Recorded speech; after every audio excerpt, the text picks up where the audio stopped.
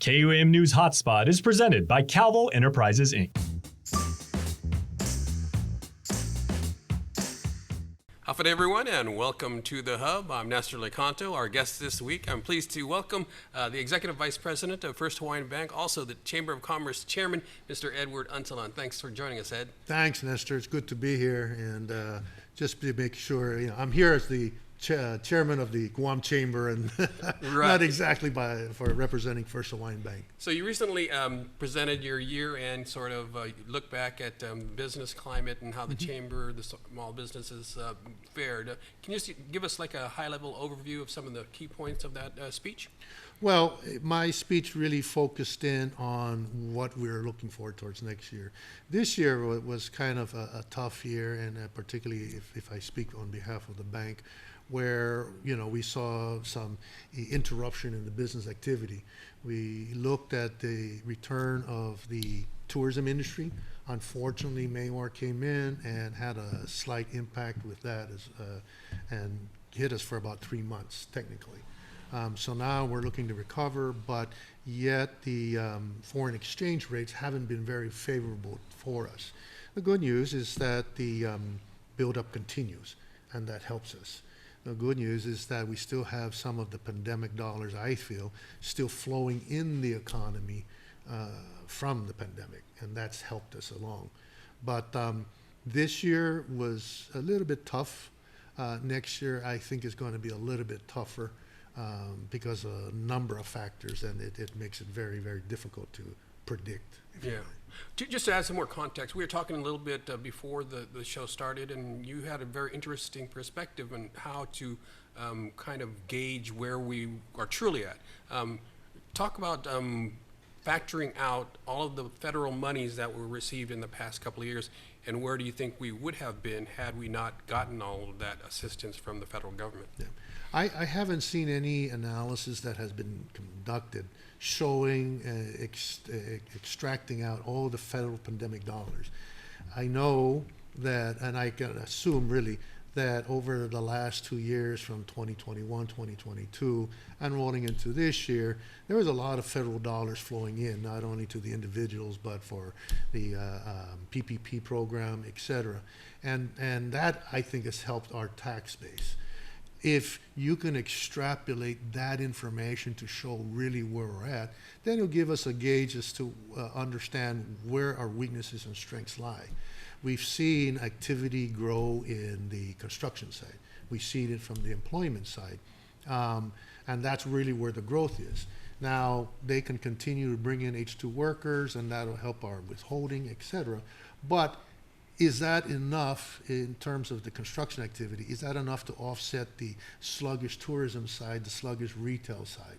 There are certain industries within the retail market that is very strong, like the Home Depots, The construction supplies, and also the supermarkets as well.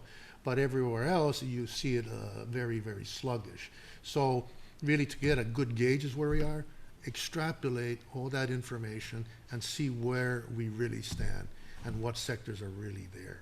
And that'll give us a better gauge for next year. What's your sense of where we'd been had we done that extrapolation and taken out the federal dollars? Well, I think you'll see that the federal dollars help offset a lot of the tourist-related side. Now, all these guys who have lost money from the tourism side, you're talking big companies as well. We're hoping that they start to return and we start to see revenue streams from taxes, et cetera. But the one thing you're not going to see is the income taxes coming in from these guys. They lost so much money that they'll probably be able to ride the next 2-3 years without having to pay income taxes because of the carry forward losses. Yeah. And so, can we survive? I really want to get a gauge as how much that construction industry, has really helped keep us afloat.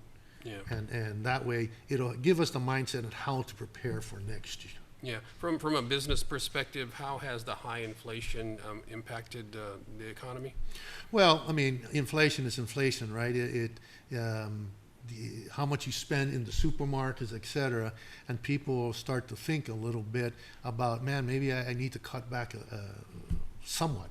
I took my family out for lunch yesterday, and I ordered some chicken wings from a restaurant. Normally, I would think these are appetizers. Normally, I would think they're about $8-10. It cost me nearly $20. Yeah. You know, yeah. so the consumer spending habits are going to have to start to come to the forefront now. Yeah. Do I cut back, et cetera?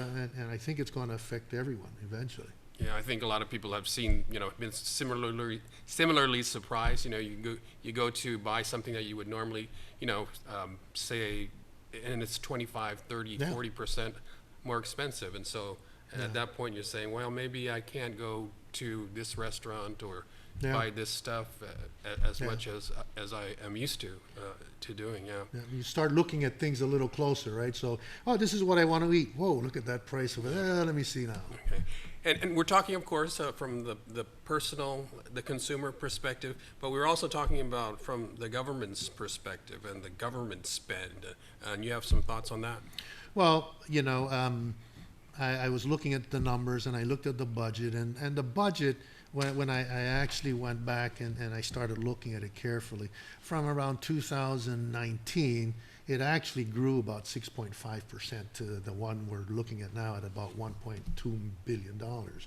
The thing is that population hasn't increased, but yet the cost of doing business on the island government has increased. For me, I think next year is going to be a lot tougher. We're still dealing with still weak foreign exchange rates. Korean won is looking better, but it's still relatively high to what we're used to. The yen is still weak. At one point in mid-November, it reached 150. Now we're at 146. It's still weak. We still have inflation hovering over us. We're at 7.7% here on Guam. I read it was about 3.7% in the United States.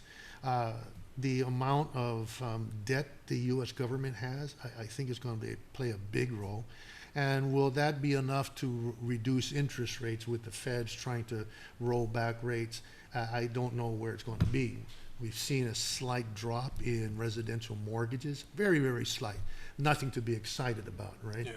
But the elections next year, presidential elections are coming.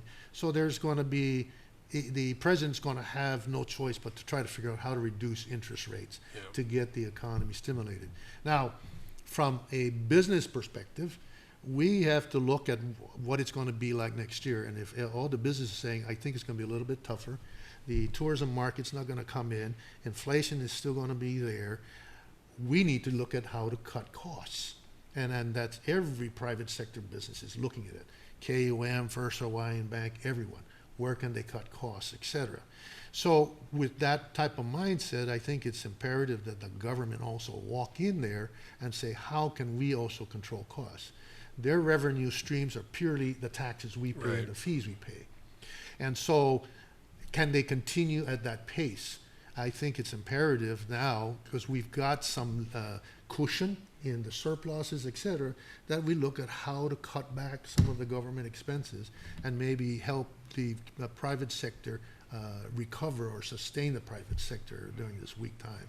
Yeah. So, on that note, we need to take a quick break, but I'd like to delve deeper into that thought about how the government, the local government, can cut costs, and also, when they say when the federal government sneezes, Guam and the territories catch a very hard, deep cold.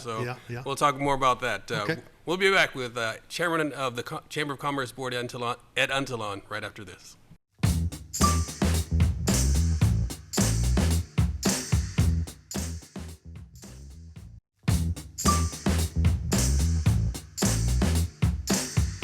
Welcome back, everyone. We're talking with Ed Untalan, the chairman of the Guam Chamber of Commerce Board, and we are talking, of course, about the business climate for the coming year, 2024. Ed, before the break, we were talking a little bit about how you think the government needs to kind of cut back on expenses, just like every consumer is doing. How do they do that? well, I remember when Bob Klitsky gave a speech, and he said, what good would I do if I were governor, right? So when I prepared my presentation, I said, well, I don't want to do that same speech. I said, what would I do if I were a public servant? And I had to emphasize public servant because all the elected individuals into office are servants for the public. They work for the public. That said, there are a number of things. Just to kind of still put things into perspective, for us next year, we know the pandemic dollars will continue to run off. So less dollars will be flowing into the economy. We know the power subsidy, while some senators want to continue it, it will eventually stop. Yeah, that's the $100 a month That's the credit. $100 a month credit, and we already know that GWA and GPA are going to raise power, right? The expenses. And the one thing we've seen also and understand is that insurance premiums will likely rise anywhere from what we understand, 25 to 40%. It's substantial. It's significant. Now, especially for businesses to continue to protect against many of the risks. So with that in mind, again, we have to start figuring out how to control the cost of doing business on the island. And one of the things I said is if, as a public servant, well, there are many things we can do. Number one is you look at all these agencies and then you give them a mandate on what they can do to start to reduce expenses. Give them 5-10% across the board, whatever the case may be. But you start to set performance indexes. You just don't give everybody adjustments because the heck is just for the sake of adjustments. You give them performance measures, right? So like I come to you, okay, Nestor, well, what have you done to be able to improve the services of the government Guam or to be able to control some of the costs? So they start to walk in there. The less costs the government is able to operate on, the better for us from a business standpoint to do business. The other things we spoke about was, hey, let's look at privatization. Now, the privatization of power, water, port, you name it. I'm not advocating any route we should go, but I think it's important we explore all of it because we've seen the success of the Guam Telephone Authority. Now, will that work for power and water? I don't know, but I think it's important we explore a lot of this. The other thing is I know there are some customs individuals that would prefer to go down the federalization route. There are many arguments for and some arguments against. I'm not saying it's right, but I think it's important we review that. You take them out of the government's payroll, that helps reduce the cost of doing business on this island. So for these guys, for the government, they need to just start to sit back and not just take every revenue surplus that we've got and start spending it. We got to start looking, okay, well, what can we do to fix facilities? My concern from the government perspective is that, we can build all these facilities, but historically they can never maintain it. Yeah. And you just look at the budgets. It's been Guam's biggest problem is we can build it, but we can't maintain it. Yeah, exactly. And we see so many examples of that. Exactly. So they just need to go agency by agency, set performance measures for the staff, set performance measure for the directors. And, and that's where they should be graded on. Yeah. And if they can reduce expenses, fantastic. The more we can reduce and cut expenses, the better for us.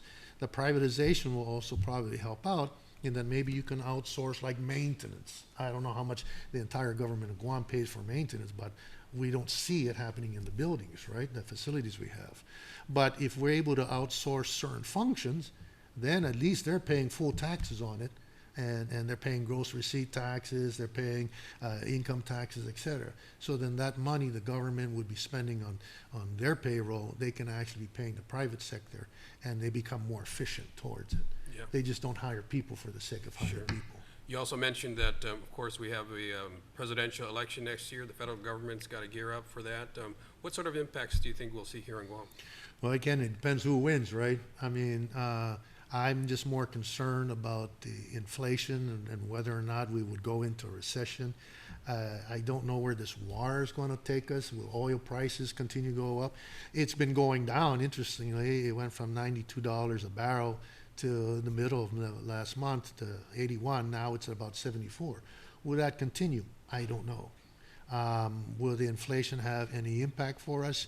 I mean, Democrat-controlled Senate, Democrat-controlled White House helps the president in whatever way they can provide us with any kind of assistance. But it's always been a battle because we're such an outlying territory, right? Sure. They understand the national defense requirements, but anything else, it's a hard sell for us to get through. Fortunately, we have the congressman out there who's very vocal, and it plays an important role. If we have a Republican president, then our congressman has a better chance. Whereas if you have Democrat-controlled Senate and White House, then it's more difficult. Yeah. You've got a bunch of political analysts on this island that could probably answer that better than I can. But Yeah. We were also talking about the federal government's debt, which has ballooned to just astronomical numbers, which even the average person would have very difficult time kind of wrapping their head around just how much the Yeah. federal government owns. I mean, could say the number, but you can't really grasp just how huge that is. $33 trillion, over $33 trillion now. And just the interest expense because of rates being so high, you know, a large portion of the budget is also now paying for that debt. It's important the federal government, like any government, start to manage their debt and their operational expenses. But for Gov Guam, I think they're poised for to be in a great position because they've got surpluses coming in. Now you just got to build those surpluses and turn it to the benefit of the entire community to help out. Yeah. We were talking also about the insurance rates. You're seeing, you mentioned 25 to 40%. Can you explain why? We've got, like, of course, Mawar and the pandemic and that sort of thing, right? I mean, you know, the cost of doing business everywhere around the world is still there, right? So Mawar had an impact to us locally here, and we've got another insurance company looking to pull out, you know, Tokyo Marine. Fortunately, you know, there is a private company looking to try to take over that, but they're not going to offer all the product lines. Now, so Mawar had an impact, Lahaina has a significant impact, and also a number of other catastrophes throughout the United States and the world. As such, that reinsurance market has tightened up a little bit, and we've been informed that we should be able to expect insurance premiums to rise anywhere between 25 to 40% next year. So with that in mind, whether it impacts your household or your business, you got to start preparing for it. And what it does is that it makes it tougher for businesses to operate. Yeah. And the only way we can look at trying to help offset that is if the government can reduce its operating expenses, thereby reducing some of maybe the fees and charges and the taxes for the private sector. I mean, that's the ultimate goal. Yeah. We spoke about the focusing on our product. Well, what's our product for the island? You know, I mean, I've been in the investment side. I understand what they're looking for, these investors. What they want is they want healthcare. That's very critical. They want educational services. That's critical. And they want public safety. So how do we deal with the healthcare? Well, you know, there's a lot of talk. I don't need to go into that. Yeah. But if I'm going to entice any investor to come here, they want to know that if they get sick, they got a place to go. Yep. That they can go, you know, comfortably send their students or their kids to the private public sector, not necessarily the private sector, to make it attractive to do business on Guam. So if the government can reduce their operating costs, the cost of doing business in Guam improves or lessens, and thereby making it more attractive to investors. Yeah. So with the cost of insurance, we know that's going up.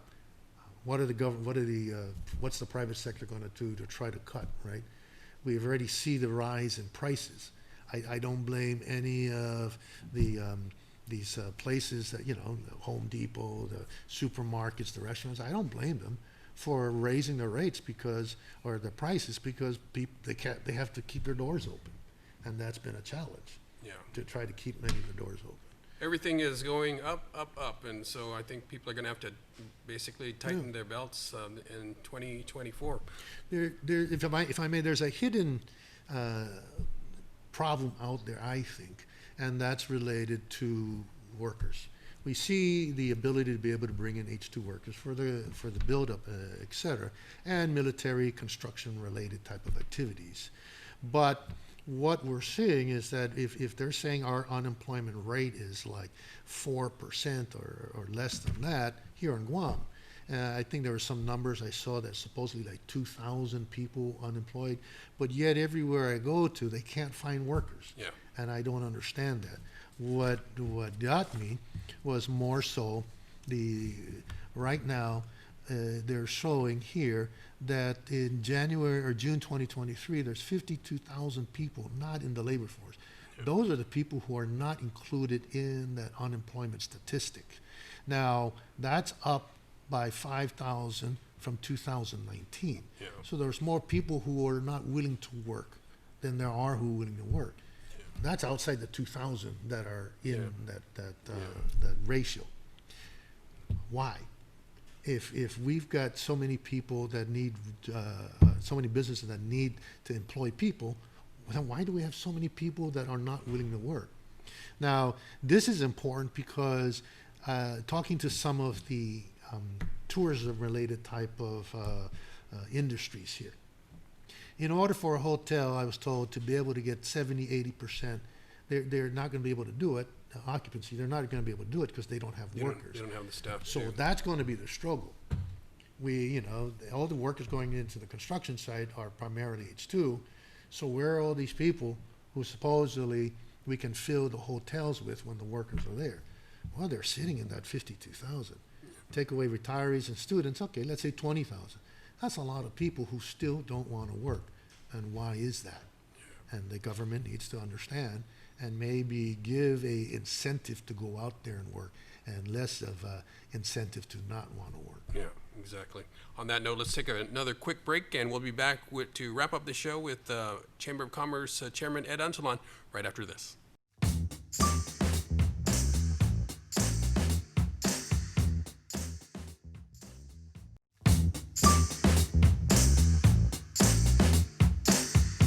All right, welcome back to the Hub. We've just got a couple of minutes left, Ed. So basically, I'm talking about you are a banker, so talking about the banking sector.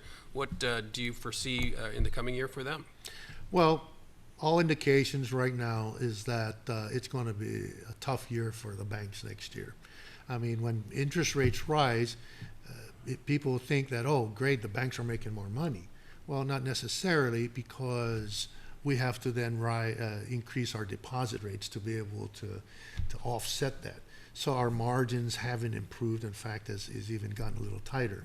There's been a lot of competition now with the fintechs out, that you can market without even looking at your phone. They're sending you all these advertisements. Open up an account here, open an account there.